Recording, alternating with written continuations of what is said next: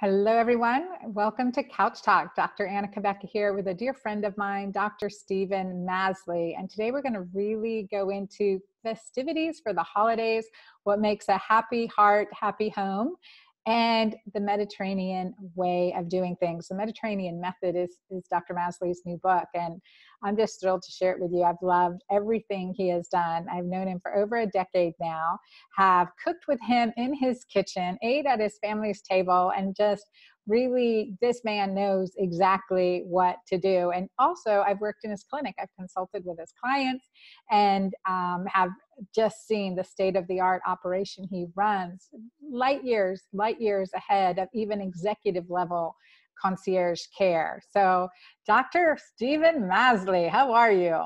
I'm doing great, and I'm delighted to be with you. I love spending time with you, and I'm looking forward to spending even more time with you this coming new year. So for our listeners that aren't familiar with you yet, first let me just say I have been in envy as I've followed along in your blog and your story as you have sailed around the Mediterranean. So maybe let's start with that, then we'll get into your professional transitions later. Well, that was pretty amazing. I mean, some days I literally had to pinch myself to realize I was getting to do this. But I've been following an interest in the Mediterranean diet for years, but the recent research has been so powerful for preventing heart disease, for improving cognitive function, preventing memory loss, for weight loss, rated as the U.S. World Report rated as the best diet for weight loss. So one benefit after another, let alone it's the diet that has the longest longevity on the planet. So I wanted to see up close, what was it that made it so special? What beyond the ingredients? So my wife and I, Nicole, who you know, we sailed from Spain all the way to Turkey, along the shoreline, stopping at ports, eating, looking at the food, going to markets, being in little mom and pop, mostly restaurants. It was awesome. Just an amazing trip. But I learned so much about, here I've been studying the Mediterranean diet for probably 15, 20 years on paper. But this was certainly something new to look at it up close like that, tasting the food and experiencing it at the same time. And that, of course, is near and dear to my heart. Growing up, in a Mediterranean lifestyle, growing up with my Middle Eastern mama and my Portuguese papa, right? And so both my mother and father are, I'm first generation American. So like our table growing up was, I didn't know anything different, which was really interesting. However, Stephen, which was fascinating to me as I saw the transition between the family from my mother's side that came to the United States versus the one that stayed living in the Mediterranean, that 3 out of the 8 that came to the United States, well, only 3 came to the United States out of 8 brothers and sisters, but all 3 died in their 50s, early 60s. All 3 died in their 50s, early 60s. So what was different eating, more of the American way than the Mediterranean way was the infusion of the grains, lots and lots of breads and high sugary sweets and lots of baked goods, which certainly was we grew up saying we can drink syrup, we have such a sweet tooth, right? And so those were things that were outside of the Mediterranean, but the classic greens and vegetables and rolled grape leaves and fresh meats and fresh fish, and that was also something that was different. We weren't getting it fresh anymore, not in small town suburbia Pennsylvania. And so those were some interesting findings. I was like, okay, well, here we have this, culture that's prospered on this Mediterranean type of lifestyle. We have a genetic predisposition towards this heart disease and diabetes when the environmental conditions shift. So I could see that in how that played out in my mom's lives and in her brother's lives that lived in the United States. And that was really fascinating to me, Stephen. So I just want to get your input on this too. Well, we see that in Europe now too, in the cities. more and more people are shifting away from the Mediterranean diet, more towards an American fast food, processed food, and their health is falling apart. Look at right now in children in Greece. Somehow, the children in Greece have kind of abandoned the Mediterranean diet. They eat more Mediterranean in Sweden than they do in Greece right now, the children at least. And they have one of the highest overweight rates on the planet right now. So their weights are skyrocketing and their health's deteriorating along with it. So it doesn't matter where you are, the closer you follow a Mediterranean diet, the less heart disease, the less memory loss, the slimmer and trimmer you stay, and the longer you live. So it doesn't matter if you move to the US from the Mediterranean or if you're in the Mediterranean Sea and you're giving it up. Either way, there's a huge difference in your health and your quality of life. And you know what I think is really fascinating? So the epigenetics component of it. So, like our family for generations surviving on that Mediterranean lifestyle knew somehow, right, that lifestyle will make their genes thrive, their warrior genes, their survivor genes, plus with the religious fasting, that's part of in the Catholic religion and the Orthodox religion, there's many, many days of fasting. So these cultures, these habits that were like these traditions that have arisen were to optimize their genetic potential. So the Mediterranean food with an active lifestyle, with fasting, periods of fasting, like these things optimize this genetic potential. It's like the Native Americans, I always look at it that way. They have warrior genes, but these genes in the wrong environment give them diabetes and heart disease. And I think same, and it's very interesting with the Mediterranean style. So for first generations Americans like myself, like we have got to go back to our traditional ways of eating. We've got to really, my keto green, Mediterranean is so keto green, Stephen, it's so keto green. So we have to really incorporate this on a regular basis, as well as the diet and lifestyle. So I want to go, now we're in the holidays and, the festivities of the holidays, and think about how, traditionally foods and preparation and festivities up through the holidays keep us somewhat feasting, but yet balanced so that we maintain our heart healthiness and don't completely gain 10 pounds over Christmas and all of that. Feel sluggish, feel tired, get cranky, and then we don't enjoy our good family festivities. Well, the Mediterranean diet in many ways focuses on festivities, on special occasions, and on food. And, so they're constantly, one of their themes, I think, is that they're eating local, you said fresh, lots of colorful plant foods. And they will live it up. They don't have any deprivation. It's not like they have whole food, you can't eat fat or you can't have carbs, and they don't really do that. So they focus on meals are a joyous occasion to bring family and friends together, and they live it up when they eat. So they do have holidays, and they do have nice desserts, and they really have fun. But it's all around food. It's about shopping, cooking, serving, and a long leisurely meal, which is, it seems to me like in America, oftentimes the only time we live like Europeans is on our holidays, because that's when we do have long leisurely meals. We have big conversations. They do it almost every day. So, they go to more extravagance over the holidays, which I think we do too. But I think we could learn a lot from not just what we eat, but how we eat. And the fasting part, I just wanted to comment on that, because very commonly, probably several days a week, people living on the Mediterranean don't eat anything in the morning. They'll have partial and intermittent fast, not just fasting for religious holidays, but I would say oftentimes they'll just have a black coffee in the morning. They don't have anything till lunch. So basically they didn't eat anything from like 9 or 10 o'clock at night. Well, if you're in Spain, maybe they ate at 11 o'clock, but they don't eat anything until noon or 1 o'clock the next day. So they will several days a week add in a partial intermittent fast. I think it's interesting when you bring that up, that it is part of their culture. And I Mm. think it's a really healthy idea.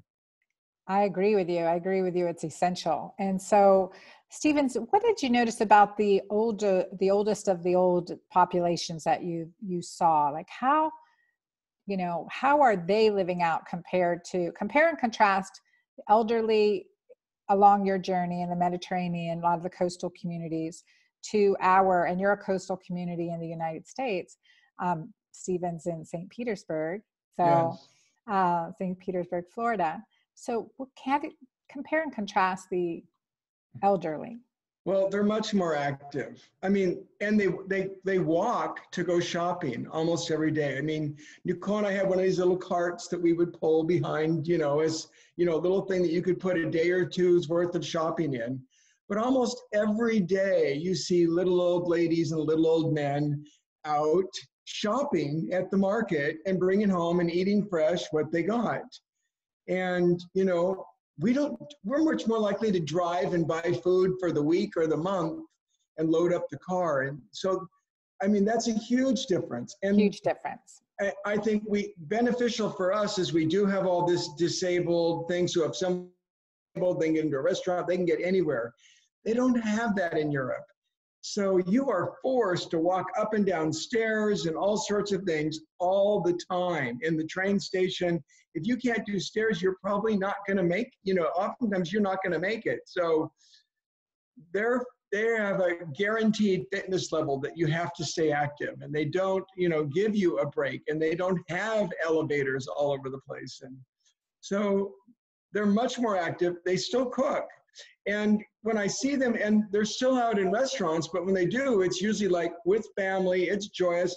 One thing I don't see is no one's eating and having, their smartphone up in front of them. They don't text each other at the table. That's a younger generation thing. So you look at the kids and they may be very well texting, but even there, I don't see them texting while they're eating. There's certain social things that you don't snack in Europe very much at all. When you do eat, you sit at a table with other people. And there's no screen time. You don't watch TV, you're not on the computer, you're not on the phone when you're eating. And I think we could learn a lot from that. Oh, I agree with you. You're bringing up very good points. When I traveled, 2006, 2007, we took that year off healing journey around the world, and Amanda and Amira were small. They were 6 and 9, turning 7 and 10 during that time. But so this is a decade or so ago. But one thing I noticed, we did some home exchanges. Some people came to stay in our house and we stayed in others. So the points you brought up are true in this European community. We stayed in a Dutch home. There were a family of 6, 4 teenagers, all athletes, 6 feet tall athletes, 4 teenagers, mom and dad. So family of 6. And seriously, their fridge was like our beverage fridge. The size of their fridge was like our beverage fridge.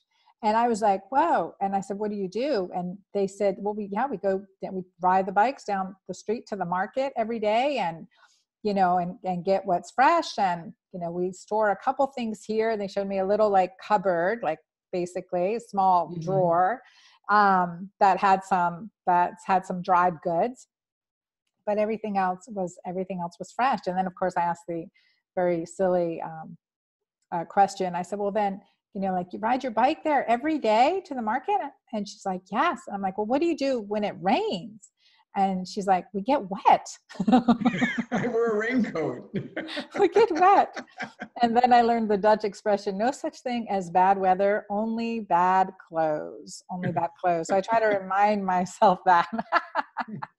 And then there was another thing, Stephen, too, on our journey in the south of France. We did another home exchange to an area, Norsel, in the south of France, near Toulouse and Rodez. So a village, and we stayed in this beautiful, old house when we were like 400 or 500 years old, and walked around and fresh markets and just was incredible. But the point was that here I have these 2 kids, we're American, we're traveling, and we go into the cafe at 2:00, sit down. We just are through this long journey, coming to the cafe, and they're like, well, we can give you something to drink, but no food. I'm like, what? no food? No, and like between 2 and 7, no, no one's going to feed you between Yeah, two you and missed seven. the, yes. I missed the And feeding every window. country has a different time. Hmm. Yep. And I thought that was fascinating. You want to, you can't eat, if you're going out, you can't eat in the middle of the day. It's not like 24-hour free access to food.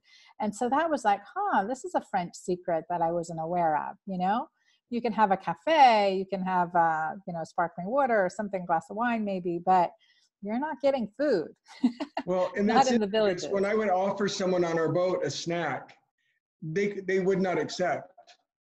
I would be like testing a recipe and make something. I'd be like, you want to try it? Well, they look at me strangely like, and it doesn't matter if it's Spain or Italy or Greece. If it's not meal time where they're going to sit down and have a whole meal, they're not going to have just a bite, a snack, something like that. They don't, it's not part of their culture. Isn't that It's like fascinating? taboo. Wow. What was one of the most surprising things that you discovered on your journey? Well, when I started off, Spain was like the third longest lived population on the world. Now they're the longest. And from watching them, we probably spent almost 2 to 3 months sailing around northern Spain, southern Spain, up the East Coast in the Mediterranean, and just looking at their culture. They're joyous, they're relaxed, they have access to good health care. Everybody has health care, but they really do follow a Mediterranean diet. They eat lots of vegetable, fruit, beans, and nuts. That is the staple. They have some protein, and it's clean protein. It's not like ours. They drink red wine. And they eat fruit for dessert. I mean, oftentimes you don't even order dessert there. You get a piece of fruit at the end of your meal, and it's free. It's like that comes with lunch or dinner, for them to give you a slice of watermelon or a sliced apple or pear or something afterwards. That's just part of the meal. I don't think we think of it quite like that. So it was definitely the ingredients. The ingredients are fantastic. They're local, they're fresh, and they're half.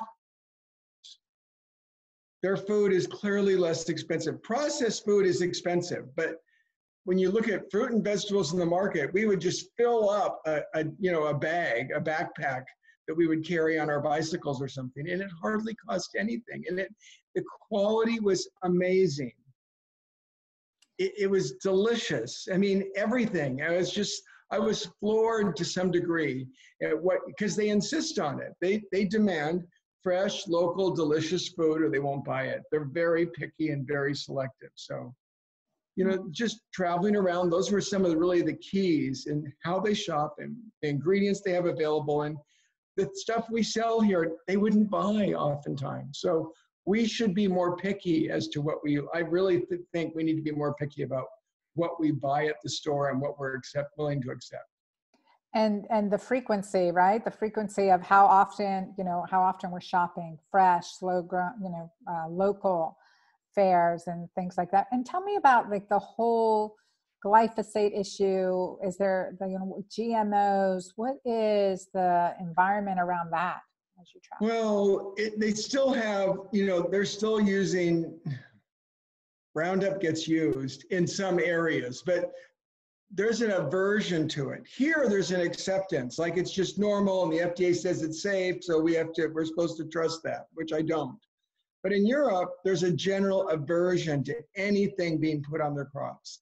So they have some, like we do, organic certified, but they have a ton of food that was raised in an organic fashion and is not certified, but they never received any pesticides or herbicides at all. So it's much cleaner. And they wouldn't even dream of giving hormones to cows to increase dairy production or to animals to fatten them up. I think they would literally lynch a farmer for doing something like that locally if it was found out. Yeah. So they're much more pristine about their environment and what's in their food, and if there's chemicals or not, they take it far more seriously. That brings we up. could learn a lot from that, being selective and insisting. I mean, here the only way to do is to buy mostly organic, which I'm much more likely to do now that I'm back home again. Mm-hmm, mm-hmm. Yeah, and you'll probably feel a difference, going to the, just the if shopping non-organic just doesn't sit as well probably with your physiology at this point too.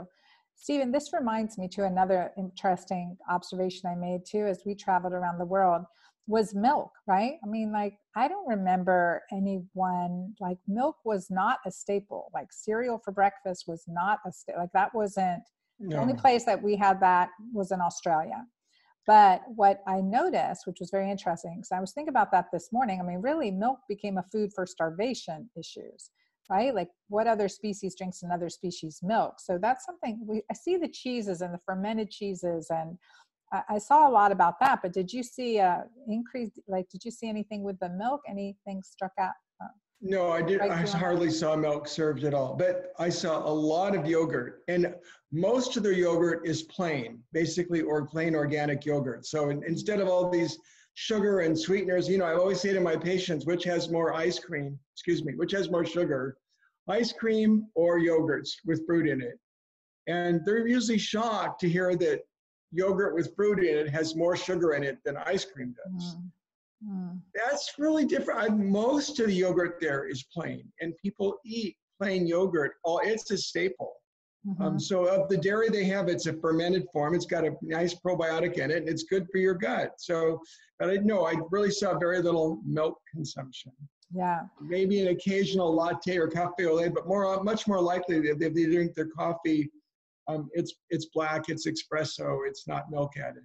Yeah. I did see, you know, quite a bit of cheese, but the portion of cheese is like, you know, it's a little bit grated, or it's a couple little crumbles, or it's one little small piece after a meal. And it's not like what we have here for cheese, which comes in plastic and is split. You know, there it's oftentimes raw. Again, it's probiotic rich, and it's a small portion that they have. So they do have dairy. But yeah, it's probiotic rich, and it's just, and the portion size is much smaller than ours. You know, it was fascinating to me when we came back from the trip. You know, Amira at that point was 10, and prior to leaving, she'd have a lot of ear infections and asthmatic symptoms. Actually, I remember her having an asthma attack as we were heading out on our trip. And so when the rest of the journey, she wasn't, no congestion, none of my kids, none of us got sick at all. We came back, and we were back 1 week, and she had a ear infection, tonsils were swollen and angry, you know, having difficulty breathing again. And the difference was she was eating cereal with milk again. Cereal with milk. So the mucus, increased mucus production for her. It's certainly a food sensitivity, but like, how fascinating just to see that quick shift, just a quick shift from one dietary change. So what is there like something, okay, every one of us really needs to do this. Like, I would think to myself, like, okay, what's the first thing that comes to my mind when I want everyone to do like one healthier thing? And it's like, eat more fresh olives, not like black olives, eat more olives, like Mediterranean olives and olive oil. That would be like, I think we need more olives and olive oil, oleic acid, and the benefits of that. That would be my holiday staple on the table this Christmas. Beautiful, fresh Mediterranean Kalamata olives or Greek olives, Spanish olives, and olive oil. What about you?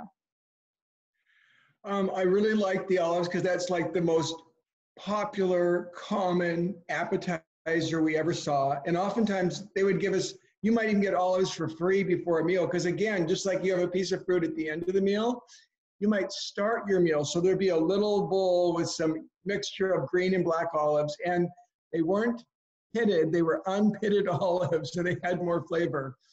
So I like that. And obviously I like cooking with olive oil.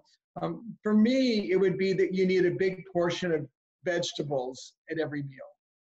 And to me, that was really the theme. And oftentimes you have to order as a side dish. It doesn't even come with it, but everywhere you look, people almost always order a big vegetable side dish, whether it's broccoli or Swiss chard, green beans, spinach. It's, you know, the variety's endless. And usually it's cooked with olive oil, little salt and pepper, a sprinkle of some herbs like thyme or fresh rosemary or something like that. And then maybe a little lemon rind and lemon juice at the end. So over and over, they have that combination. That's one of my favorite side dishes is, some vegetable like that you saute at low heat with olive oil, garlic, some Italian, French herbs, and some lemon at the end. I mean, that is the hallmark to me. And it's a big portion, it's a big part of your plate. So I think that would be number one. For me, that's number one. Okay, and I want to change or just tie my number one with some good red wine. Let me just tie that too. Hold on, I'm good. Okay, Stephen, so I have a question. So do you know, like that's a very alkalinizing diet. That's a very keto alkaline diet for a lot of Mediterranean stuff. Were you checking your urine pH? Did you see like if anything made it more, less? Or I didn't even bother. I'm going to send you some. I'm curious. I didn't, honestly, I didn't bother because that was 3/4 of what we ate were vegetable, fruit, beans, and nuts. And they're big vegetable portions. So, and the meat portions, they do eat meat. They'll have seafood most often, or some poultry, rarely any red meat, but the portion size is small. We're talking 3-4 ounces would be the portion size. And the other thing that, is acidic besides meat would be grains. And there weren't very many grains. I mean, in some places, they're still offering bread, but usually Nicole and I would just we would aim most of the time to pass on the bread. Mm-hmm. Mm-hmm. And if you did get a grain dish, which they do serve, it's again a little tiny portion, a big portion of vegetables and a little portion of grains. So the only thing with acid in it is usually a small occasional portion. And the alkaline foods are big and abundant at every meal. So I would say if you're following the Mediterranean diet, it's far less. You could check out of curiosity. I think you would just be curious to see what it is. But yeah, definitely. It becomes far less necessary when you eat that way all the time.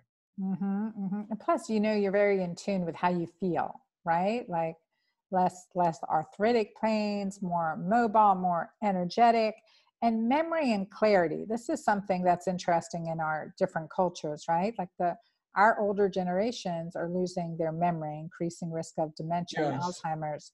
So how does that look overseas? They have places in like Greece where they say people never get dementia. And in southern Italy, where it's really, no one ever thinks about it. So the foods they eat, the lifestyle they have, their memory, we're having an epidemic of premature memory loss and decreased brain processing speed. It's far, far less common. So in Europe, I'm used to seeing 80-year-olds who are still active. They're out shopping every day. They're walking around. They stroll after dinner and go for a walk. They eat these long leisurely meals with their family. Here, we're almost, like institutionalized from memory loss and disability by the time we hit our 80s. So the difference is striking. That is, and I just want to encourage our listeners too, like in this, how you've practiced and how we've practiced and how we've tested our clients, we've seen these markers improve with however we're feeling, however your parents are feeling who's listening here today, your parents, you're a caregiver, and you're seeing that dementia, it's never too late. We've seen cognitive function, brain speed, we've looked at, coronary marker, certainly carotid intermedial thickness, right? Carotid artery intermedial thickness with ultrasound, CIMT for short, and we've seen improvements there. Well, at least from my clinic, you're very well aware that in our clinic, we documented hundreds of people who shrunk their artery plaque by 10%. And most of my patients have an improvement in brain processing and cognitive brain processing speed and cognitive function. So commonly, I would see people's brain function not only not diminish, but get better. People become sharper and quicker. They're shrinking their artery plaque. All those things are part of following this kind of lifestyle, that you feel better, you're trimmer, and protecting from memory loss and protecting from heart disease. I mean, those are like the two big killers in America today. So it's super important. Well, tell us a little bit about your book, The Mediterranean Method. Oh, Oh, It's beautiful. well, The cover this is was really beautiful. fun. And it comes with, they actually put photos. This is the first time I've ever had a book where they had 20 photos in it, of the meals. So that was kind of a neat, to create 50 recipes and then photograph some of them and make them look beautiful, like for a holiday meal. So I really love putting this together.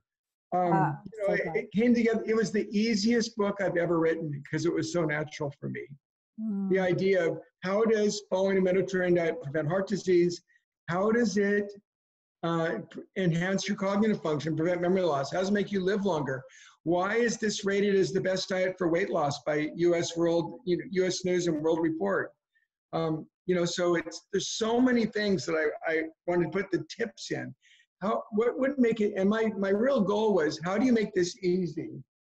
What steps can you take to simplify it so you can put the food in your pantry, prepare the meals easily, your family and friends love what you're cooking. That was really my goal, was the how-tos. And I really wanted to point out some myths. There's a whole, some people think, okay, if it's Italian, if I'm eating pizza or tomato sauce on it, it's more than that. The ingredients really do matter. And I think that's a key take-home message from the book, is finding the right ingredients that taste great, that are easy to prepare, and that are good for your heart, brain, and soul. I agree. I agree. And I'm looking forward to sharing those recipes with my community. There'll be a link below, but also can get it right at anywhere books are sold, right, Stephen? Anywhere books are sold, starting December 31st. And if anyone pre-orders it early, I have a special offer. I'm offering cooking class on my website. I'm offering cooking classes. So I'll give them a free series of cooking classes on, making an appetizer, a main dish, a soup, a salad, a side dish, a dessert. How do you incorporate, some videos with cooking classes with me here in this kitchen? How do you make it easy? So if you pre-order it or order it when it first comes out, you can get that bonus on my website, drmasley.com. Oh, I love it. I love it. I love it. Okay. Dr. Masley, DrMasley.com. So we'll get that there, and we'll put a link below in the show notes too. Okay. One more question, Stephen. So, I'm all about intimacy, romance, connection. So we know, like, what about, longevity in marriages? What did you see? What about libido and sexual function? Did you sit at a dinner table with others 60 and older and ask them, how is your sexual function? Maybe you didn't, but I'm curious. So I would. So generally, when we think about romance, is an important part of the Mediterranean lifestyle. I mean, there's still courting going on between couples, irregardless of their age. You see men and women out buying flowers to take home in their 70s and preparing romantic meals by candlelight and dancing, and you see hugging. And I think they're a little less affectionate in public than we are, but the general rule is that once you get in the bedroom, they become into tigers. So there's this idea of passion.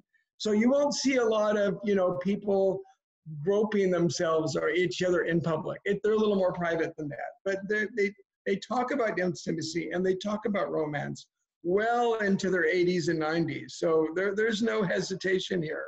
And certainly the young have no lack of romance and intimacy going on. So.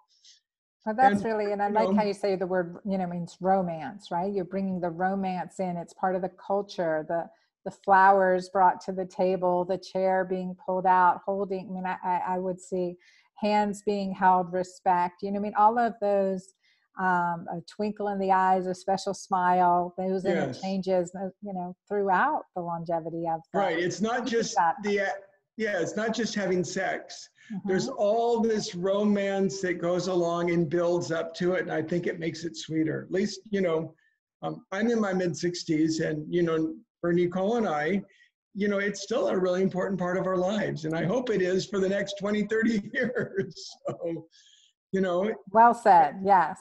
But I've learned a lot from you over the last decade on how, it starts in the morning by getting up and making coffee for someone. So true.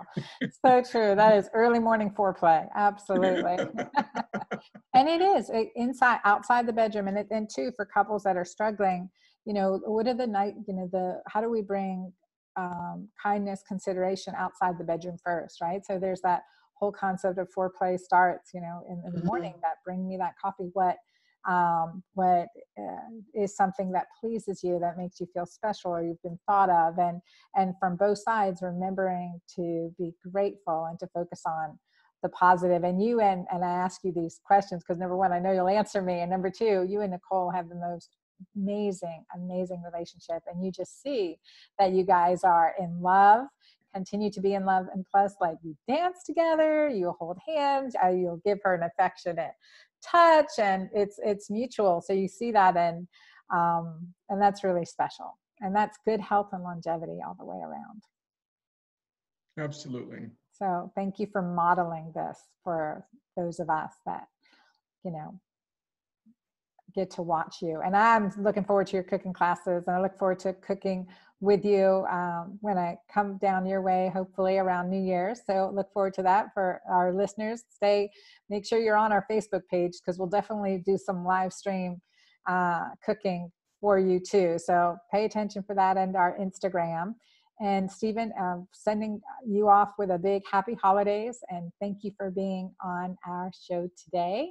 Any final words or sayings for our audience as we sign off this Christmas couch talk? Adding a Mediterranean lifestyle it's great for your health, but the food's delicious. It's the easiest thing to do. I mean, so if you want to bring joy back into your household and your life and your family, look at cooking, shopping, cooking together, enjoying meals together, have a leisurely time, and have fun. It's all about having fun and eating delicious food, and that just makes it so easy. I agree. Well, thank you. And thanks to all our listeners. This special holiday season, I want to send you my warmest blessings for this beautiful holiday season, and to your family. And I think one thing that internationally increases our longevity is this time of connection and community. And the holidays can stress us, and we can forget that. We feel the stress of the holiday, and we may feel we want to hibernate or be secluded, or we're disconnecting. And I always joke about my story on the Christmas divorce. I'll have to tell you all that sometime if you want to hear it. But it's really a high amount of stress can make us feel like we're in the wrong relationship. And I just want to encourage, like, these little tools: healthy body, healthy mind, healthy soul, healthy relationship, that we continue through this holiday season with this self-love, self-kindness, and focusing on the positive in others, nourishing our body with just the right things, just the right ingredients, just the right touch. The little things make a big difference in the long run. And as we do this, as we prepare, ideally letting go of the stress and preparing with love, that just adds the special ingredients that we all can use extra helpings of during this holiday season. So thank you, and happy holidays. I'll see you all next week.